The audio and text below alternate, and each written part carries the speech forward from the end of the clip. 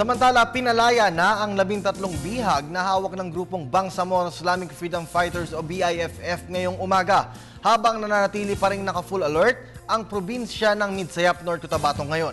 Patuloy din ang clearing operations ng militar sa Midsayap. Ang detalye ng ulat mula po kay Peng Alinio ng Radyo ng Bayan Davao. Peng, magandang hapon sa iyo.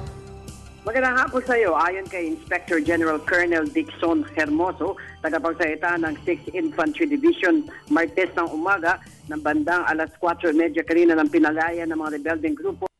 4 na bihag o 13 mga bihag na ito na kanilang dinala para gawing human shields Lunes ng hapon sa dito sa may barangay Malingaw, Midsayap, North Cotabato. Patuloy naman sa pagtugis ang tropa ng pamahalaan hanggang ngayon sa mga miyembro ng BIFF na nakasagupang muli sa may liblib na lugar naman ng tulunan sa may North Cotabato pa rin.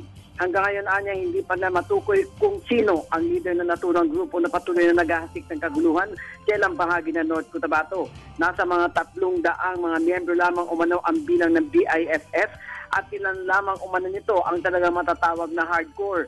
Pinabulaanan din ng militar na may ugnayan ng BIFF at mga tauhan ng Moro National Liberation Front o MNLF dahil sa isang peace dialogue na naganap kamakailan sa kampo ng mga kasundaluhan sa Camp Siongco sa Maguindanao kasama si North Cotabato Governor Emily Lu Mendoza at mga miyembro ng MNLF sa lugar na wala silang kinikilalang grupo na nakikipaglaban sa pamahalaan tulad ng BIFF. Para sa Telebisyon ng Bayan, Peng Alinio, Radyo ng Bayan, Davao.